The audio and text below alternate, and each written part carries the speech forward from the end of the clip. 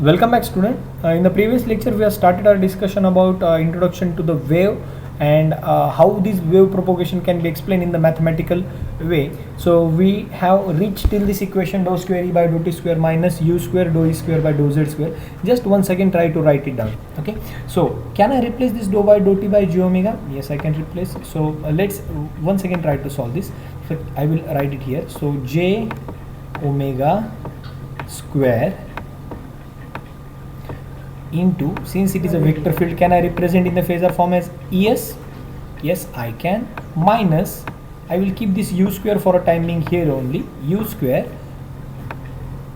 dou ES, dou square ES by dou z square is equal to 0.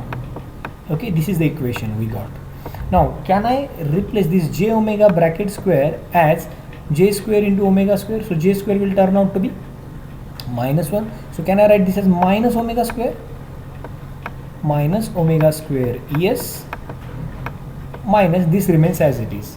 Now what I am going to do, I am just going to take this u square to this denominator, or multiplication by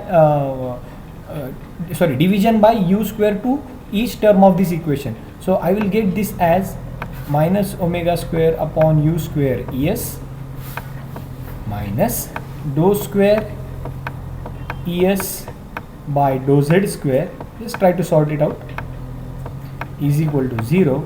So if this is so, this is minus, multiplication by the minus, I can write this as dou square es by dou z square, but omega by u I can represent it with beta, so beta square es equal to 0. Both the terms will become plus, since they are right now both minus, I can multiply it with a minus 1. So finally this expression we have got in the previous lecture, that dou square es by dou z square plus beta square es equal to 0. What is beta? So beta is equal to omega by v, and es is a phasor form of E. Beta is called as a phase constant, that we will see. Okay, so beta is equal to omega upon u or omega upon v, and es is a phasor form of E. So the solution of equation number 5 can be written as, so this is equation number 5 once again for us. Let's find out the equation for solution for equation number 5, and we got two equations.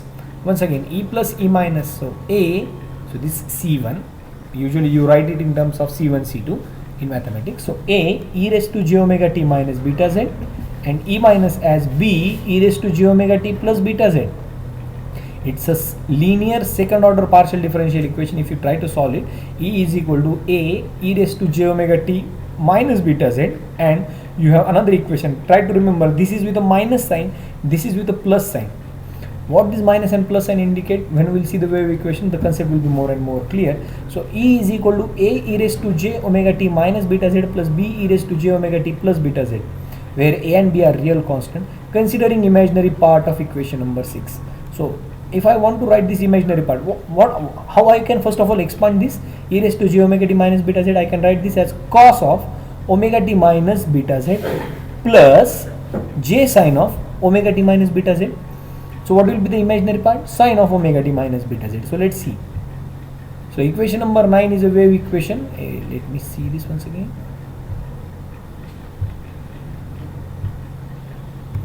Okay, wait, give me a minute. Okay, so if I take an imaginary part of that equation, it will come out to be E bar is equal to A, since it is a constant, A sine of omega t minus beta z. I am not interested in the direction right now, just see omega t minus beta z. So this is omega. Okay, so this will be the imaginary part. So I will call this as equation number 9. If this is equation number 9, equation number 9 is a wave equation, and following conclusions are noted. What are the following conclusions which we can note? It is a time harmonic. It is a time harmonic. What it means? It is time dependent.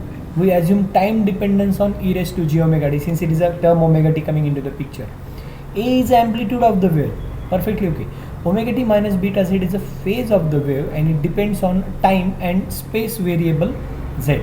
So omega t minus beta z is a sine angle. So this angle is nothing but the phase of the wave, and it depends on time t, as well as omega t minus beta z is a phase of the wave, and it depends on time t and space variable z. What is omega now? Omega is called as angular frequency, whose unit is radian per second. See, beta is a phase constant. Remember this. Beta is a phase constant, and it's also called wave number.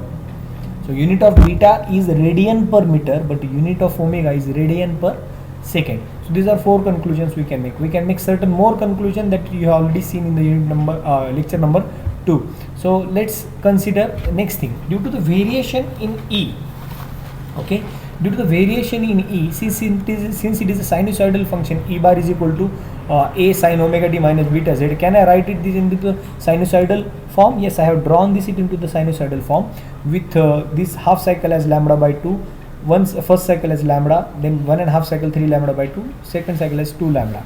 So due to the variation of E with both time t and space variable z, we may plot E bar as a function of t by keeping z as a constant, and the plots of E of z comma t, z t equal to constant, and E of t equal to z constant are shown below. So we have drawn 2 diagrams looking at this expression, because E bar is an equation of both time and space. So firstly we have kept time constant, we try to draw variation along z. So it is lambda by 2 lambda. Lambda is nothing but the wavelength. Okay, so it's with a constant t we have drawn. In the second time what we did, we have kept time space constant and we are varying with respect to t. So how does it look like? Let's see. So it will look like this. So it is minus t by 2 t, 3t by 2 2t. So time is varying while z is constant. So it is clear that wave takes a distance lambda. See, compare these two diagrams. So wave takes a distance lambda. So wave travels a distance lambda in how much time?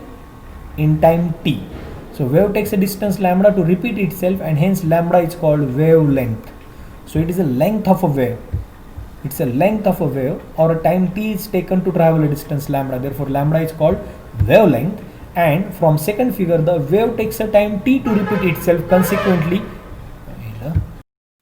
Consequently t is known as period in seconds. So t is a period, and what is this?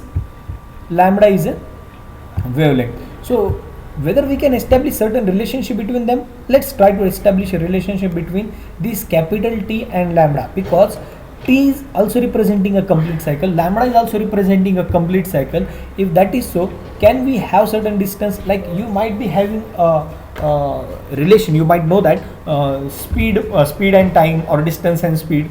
So distance is equal to what? Speed into time. You can consider this as, so kilometer per hour into hour cancel, so it's a kilometer. So distance is equal to speed into time. So if that is so, so this is a distance. Let's write it in terms of this. Since it takes a time t for a wave to travel a distance lambda at a speed u, we can have distance is equal to speed, that is velocity with which it is traveling, and time. So unit of u is meter per second into second. You just cross verify whether units are satisfied or not. So lambda is unit is meter, u unit or v unit is meter per second into second. Second cancel. I have left with the meter equal to meter. So units are satisfied.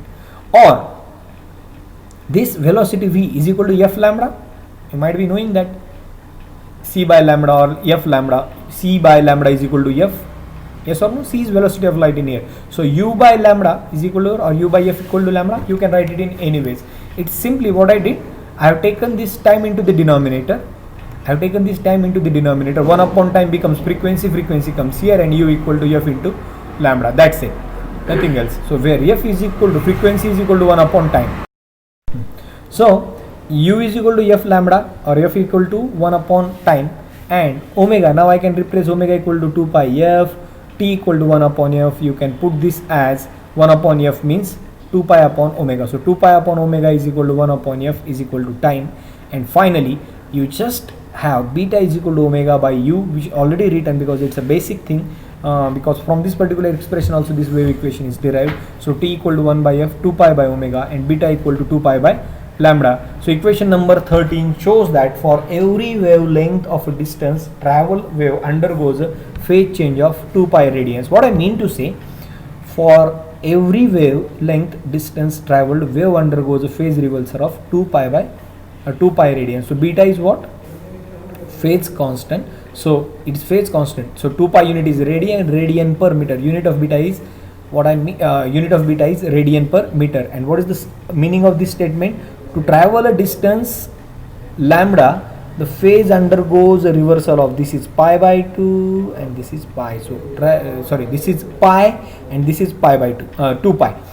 This half cycle is pi and complete cycle is 2 pi. So to travel a distance lambda, wave undergoes a phase reversal of 2 pi radians. Is it okay? So these are some of the basic things which we need to consider in this particular wave equation basics. In the next lecture we will start the Helmholtz equation, how well Helmholtz equation is solved. We will try to see, and we will continue in the next lecture onwards. So till then, thank you very much and happy learning.